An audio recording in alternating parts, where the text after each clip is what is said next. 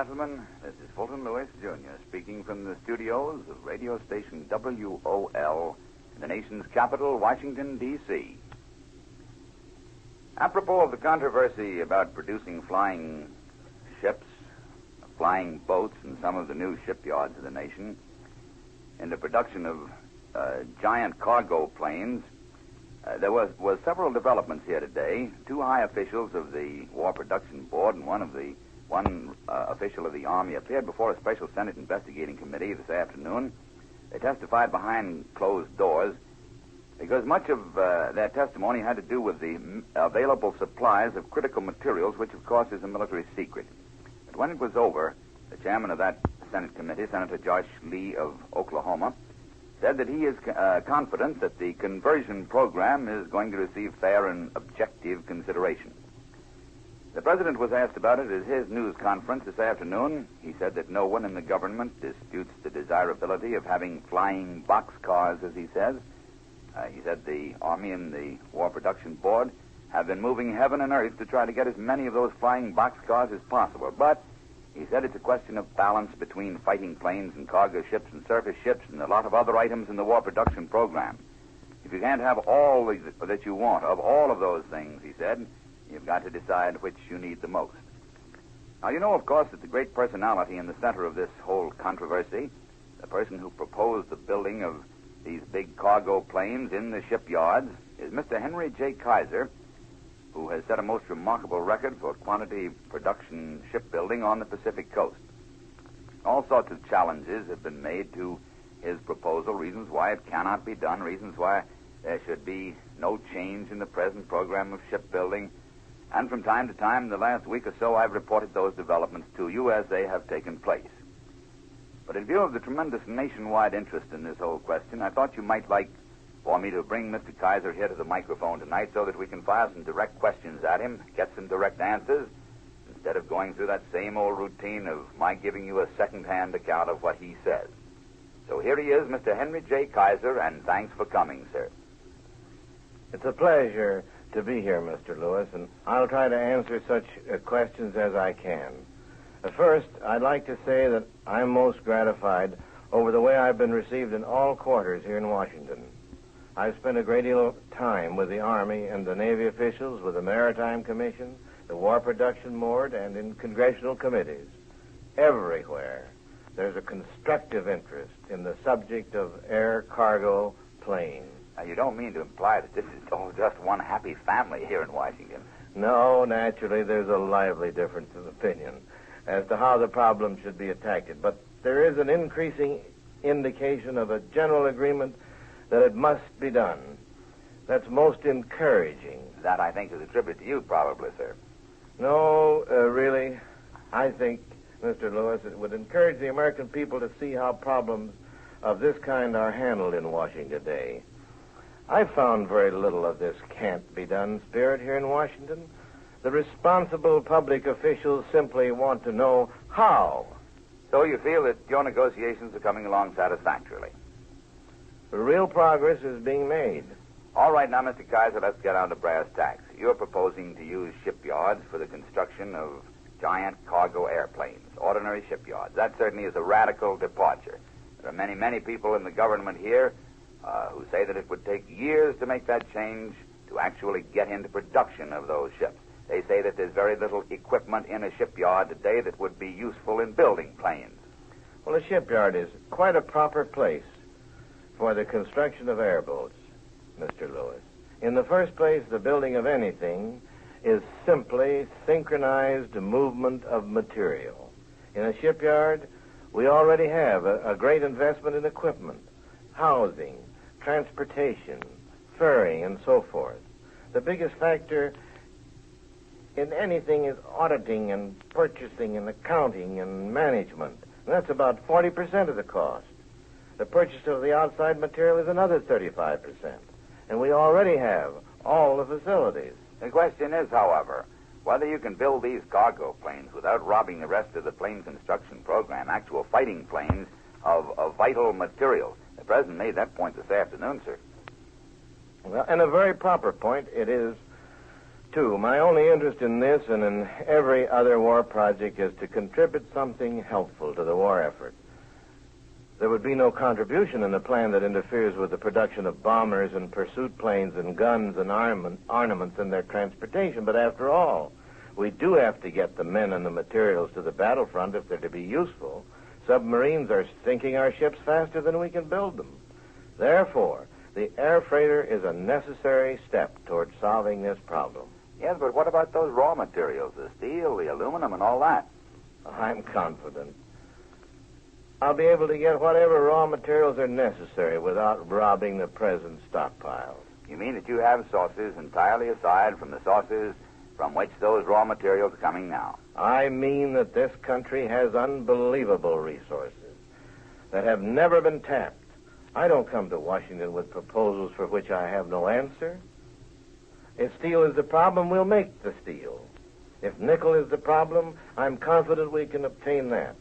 And there are the additional supplies of chrome. The metallurgical experts are capable of doing tremendous new things. As a matter of fact, every problem to this country is just a challenge to the brains and the courage of American producers.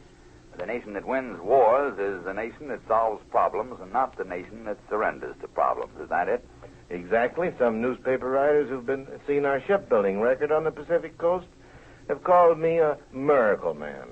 I'm no miracle man. I'm simply a builder with supreme faith in the brains and the ability and the resources of Americans in America. I'm surrounded by young men who believe that no job can stop them, and there's no problem that can't be solved. And I take advantage of the counsel and the wisdom of our expert engineers. We all work, and we get results. In this proposal for building giant air freighters, I have the support of the best aeronautical minds in this country. They know it can be done. The little matter of engines has been brought up, sir. Where would you get them? Well, airplane engine production has already been increased 500% in the last 18 months. And a further small increase is no problem, according to the men who've done the job. Well, they say that it took several years to start from scratch and build that new Martin flying boat, the Mars. You've talked about using that as your first model. You say that you can get into production in 10 months. I think you told a congressional committee that. What about that now? Well, after the original model is built, the long part of the work is done. We have templates and design sheets and all the interesting work completed. It's just a matter of duplicating that in quantity production. Now, you talked about a plane of 200 tons, sir. What would that be? Would that be on this same general design? Whatever basic designs we have, and frankly, we do have them, I would expect to be approved by the government and the expert designers and the engineers of the aeronautic profession. This is not a job for Henry Kaiser alone. It's a job for all of us. I only wish that you were working, sir, on the rubber picture as well. Is there anything else that you have in mind, Mr. Kaiser? Yes. I'd like to say in closing that there is just one thought in my mind. We have got to win this war. To win, we've got to outthink, outwork, and outfight Hitler. We've taught Hitler everything he knows about airplanes. And now we've got to teach him that his submarines are not going to sink our supplies, going to the battlefront. Don't be startled when I talk of 100-ton or 200-ton or 500-ton air cargo planes. Don't let anyone tell you that this is a dream for the next war. It's a plain, everyday fact that things can be accomplished by American brains and initiative. The men who have designed and built our present magnificent planes say it is easy. America has the resources to produce the materials. Nothing can stop us, whether it's planes or potatoes that are needed to beat the Axis. And when it's done, it will not be a miracle, but just plain American hard work and courage. Those are very inspiring words, Mr. Henry J. Kaiser, and thank you very much for being with us. Now, we're going to have to wait a long time getting back to the news before President Roosevelt can let us know what fate is in store for the Nazi saboteurs. The president, you know, is reviewing the verdict of the military commission that tried the 8 men, and he said at his press conference today that the papers are so bulky that it'll take him 2 or 3 days to go over them with his legal advisors. Then he'll make the announcement that the country is waiting to hear whether any or all of Hitler's agents will have to pay with their lives. The president thinks it's a good thing that the trial of these men took as long as it did. One of the correspondents questioned him on that point. He said that most of the press reaction he's seen has been favorable.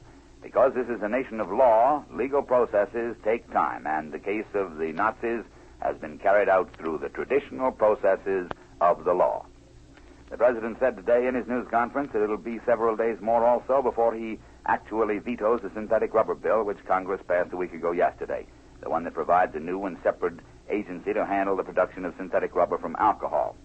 White House Secretary Stephen T. Early said yesterday that the president would send his veto to Congress this afternoon, and the general understanding has been that he will accompany that veto when he does send it with some sort of a statement or action of his own to clear up the mad scramble that has existed up to this time in the synthetic rubber administration. His close personal advisor, Judge Sam Rosenman of New York, has been gathering information material for the president for some days past on this synthetic rubber situation. He has seen virtually all of the government officials in any way connected with the rubber picture. I only hope that he is getting some information from outside sources, too, because if he's not, it's very much like asking the prisoner to serve as jury in his own case. In any event, that information, whatever it is to be turned over to the president for study in the next few days. The president will then take whatever action or make whatever statement is to be made. He left no doubt whatsoever today that he is going to veto the bill, however. That much is very clear. In the meantime, I learned this afternoon that one person in the whole government who has made the most constructive contribution toward a solution of this rubber situation for you, Mr. Wright Gary, who is in Mr. Harold Ickey's oil coordinator's office, is resigning from the government effective immediately. The excuse he gives is that he has done his job here. He wants to get back to private industry to do a war production job there. He is a gentleman who got the oil companies of the nation to pool their resources for the production of ordinary gasoline so as to be able to begin special butadiene production next January to the tune of 250,000 tons a year. And that's the top of the news as it looks from here, ladies and gentlemen. Until tomorrow evening, good night.